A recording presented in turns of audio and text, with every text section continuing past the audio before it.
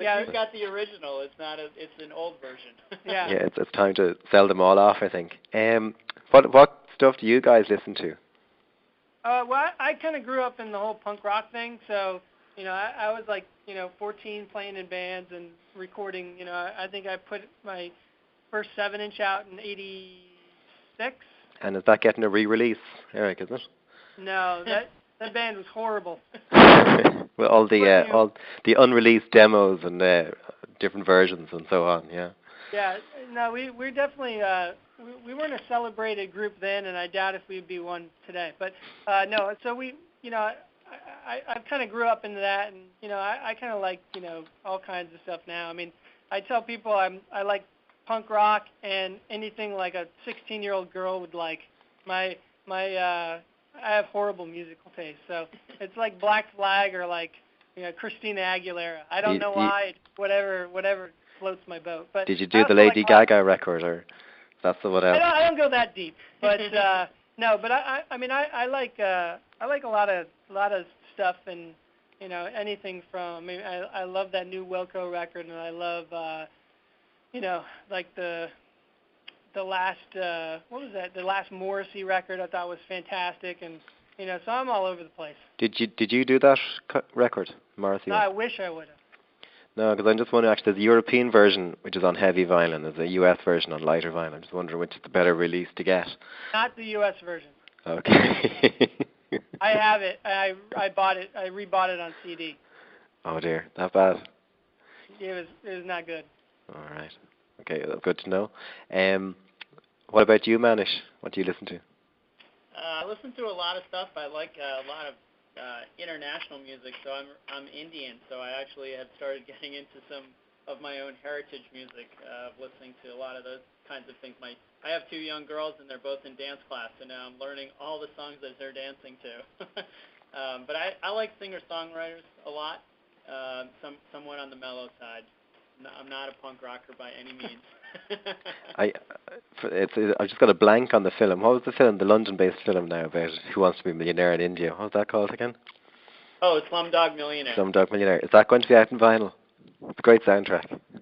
Yeah, it's a great soundtrack. Yeah. Hopefully it is. Yeah. Great soundtrack. Excellent. We have actually a Mexican band here. Well, they're not here anymore. They're a Mexican band called Rodrigo y Gabriela. They kind of came here years ago. Aren't they the ones that did all the acoustic guitar covers? Very much. They're big metal fans. They used to be in a metal band, so you kind of keep getting, like, they kind of will throw in a Metallica riff into the middle of one of their songs. They did a cover of Stairway to Heaven by Led Zeppelin and so on. But it's almost flamenco. It's kind of very lively, 2 acoustic guitars playing off each other. It's brilliant music. They kind of made it big here, but they've kind of gone over to the States now. So yeah, I have one of their records. It's phenomenal. Yeah, it's a great record. You get the earlier stuff as well. It's only on CD, but certainly well worth it. Excellent. Yeah. And what turntables do you listen on? I've got hi-fi setup. I've got an old JC, it's made by JCPenney's. It's an MCS, and it's a fantastic turntable. I just actually just put a new Shure. I think it's like a SM97 or one of those cartridges on it, and it sounds great. And then recently bought for the office. I bought a Project 3, the Debut 3, and did a few upgrades on that. And I think that the entry level turntables of today. I mean, you can get a fantastic turntable for $300-400 now, and I think it's great because it does make a big difference. So, when people ask me what to buy, I usually tell them that Project, the Debut 3, is a fantastic turntable, and I've had nothing but good things to say about that thing. Yeah, I've heard it's amazing. It's such an antiquated technology. I mean, it's gone back over 100 years. It's amazing the quality of sound you can actually get out of a record when you consider how basic it is, dragging a needle or a diamond through kind of plastic trough, and that you can actually get high quality audio out of this always stuns me. Yeah, it's you're seeing that with everything though. I mean, our farmers are now realizing that what we did 150 years ago creates better food. So I mean, you're seeing that with technologies and everything in our society these days. So it doesn't surprise me that we're going back to a format that was the premium format for decades, and now we're going back to it, and it doesn't surprise me at all. Yeah, absolutely. Hopefully it'll all take off. We'll all be far healthier and look after the planet as well. Any upcoming releases you'd like to share with us? I think the one thing, and definitely try to talk to Jeff at Warner about this.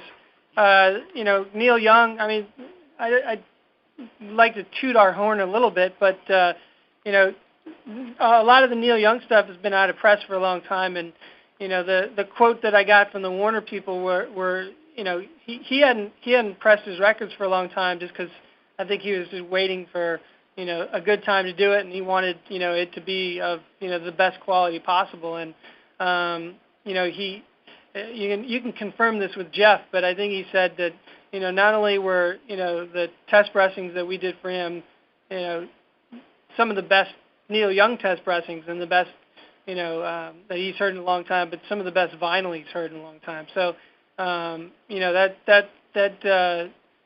gives me a lot of confidence that we can take some of these prestigious recordings like that and get it into the marketplace at a certain quality level that no one else is really achieving right now. So he's kind of a noted analog guy, and he hates digital stuff. So for him to say that about the stuff that we're going to be working on for him is great. So you're going to see a lot of stuff from Neil Young. They're going back into the archives right now, and it could be like the entire collection. I'm not sure, but slowly but surely they're cutting stuff and sending it to us. So this is what you're saying is he's just released obviously a DVD or Blu-ray box set of archive material. You think that might come out in vinyl?